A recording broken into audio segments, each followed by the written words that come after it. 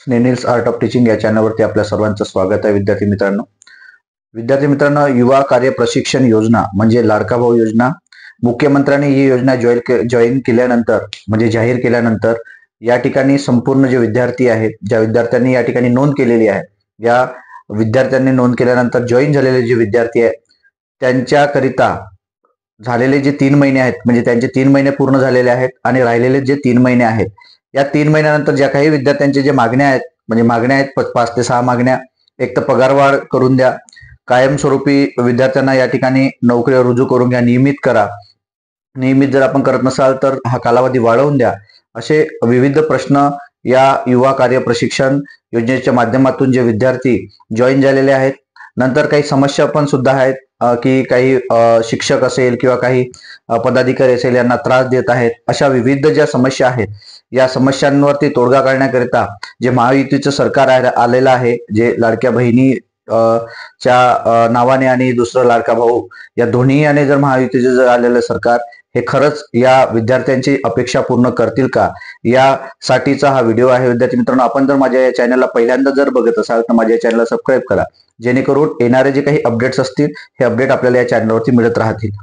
बघा, अजूनपर्यंतही मुख्यमंत्री बसलेलं नाही आहे, कारण 26 तारीख हा त्यांची डेट होती विधानसभेचे निवडणुकानंतरच्या जी पहिली जी काही बैठक असेल या बैठकीमध्ये या सर्व गोष्टी केल्या जातात. परंतु अजूनपर्यंत 4 ते 5-6 दिवस झालेले आहेत परंतु अजूनही मुख्यमंत्री बसलेला नाही आहेत. म्हणजे काळजीवाहू मुख्यमंत्री जे संविधानात पद नसताना सुद्धा या ठिकाणी गृहीत पकडून त्यांना काळजीवाहू राष्ट्रपती राजवट लागायला पाहिजे, या संविधानाच्या बाहेर जाऊन या सर्व गोष्टी सुरू आहेत. पण हे महायुतीचं सरकार नेमकं या आपल्या विद्यार्थ्यांना काय साथ देतं यावर डिपेंड आहे. कारण जे आपले मंगलप्रभात लोढा आहेत मंत्री, त्यांनी सुद्धा बोलले होते की या विद्यार्थ्यांना आम्ही 50% जे विद्यार्थी असणार आहे या विद्यार्थ्यांना आम्ही नियमित करू. नंतर जे मुख्यमंत्री आपले एकनाथ शिंदे त्यांनी सुद्धा शब्द, आता सध्याचे काळजीवाहू मुख्यमंत्री आहेत, त्यांनी सुद्धा शब्द दिला होता की मी दिलेला शब्द पाळतोच, असं सुद्धा त्यांनी बोलले. म्हणजे 50% खरंच या विद्यार्थ्यांना नियमित करणार का, हा सुद्धा एक प्रश्न आहे. आणि दुसरीकडे म्हणजे जे विद्यार्थी अभ्यास करत आहेत त्या विद्यार्थ्यांचं काय, जे विद्यार्थी 4-4, 5-5 वर्षापासून टीईटी सीटीईटीचा अभ्यास करत आहेत, स्पर्धा परीक्षेचा अभ्यास करत आहेत, त्यांचं काय. या दोन्ही प्रश्नांचा विचार करतो म्हटलं तर आपण न्यायाची बाजू ही स्पर्धा परीक्षा करणाऱ्या विद्यार्थ्यांच्या बाजूने देणे गरजेचे आहे. आणि इकडे विद्यार्थ्यांना, हे जे विद्यार्थी आहेत बेरोजगार, यांना सर्टिफिकेट दिल्यानंतर नेमकं जॉब कोण देणार आहे, हा पण एक प्रश्न आहे.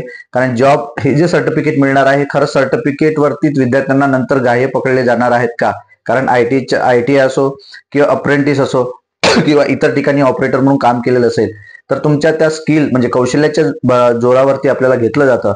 परंतु हे कितपत खरं आहे हे वेळच सांगेल. विद्यार्थी मित्रांनो, यासाठी हा जो अपडेट आहे, ह्या 3 महिने राहिलेल्या 3 महिन्यानंतर आपण एकत्र राहणं गरजेचं आहे या 6 महिन्यातल्या विद्यार्थ्यांनी.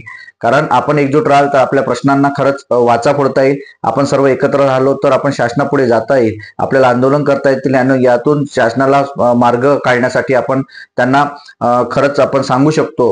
किंवा कोणीतरी आपण एक जण समोर येऊन लीडर किंवा नेता या सर्व गोष्टीला पकडून आपण जर एकत्र आलो तर खरंच महाराष्ट्रातील जे काही स्वयंसेवक म्हणून काम करत आहेत किंवा ऑपरेटर म्हणून काम करत आहेत, शिक्षक म्हणून काम करत आहेत, या संपूर्ण लाडका भाऊ किंवा मुख्यमंत्री युवा कार्य प्रशिक्षण योजनेच्या माध्यमातून जे जॉईन झालेले विद्यार्थी आहे यांनी एकत्र राहणं गरजेचं आहे. विद्यार्थी मित्रांनो, आमचा पण सपोर्ट असणार आहे आपल्याला हा जो व्हिडिओ आहे आपल्याला कसा वाटला हे कमेंट बॉक्समध्ये कळवा. आणि अशाच अपडेटसाठी आणि एकजूट राहण्यासाठी माझ्या या चॅनलला नक्कीच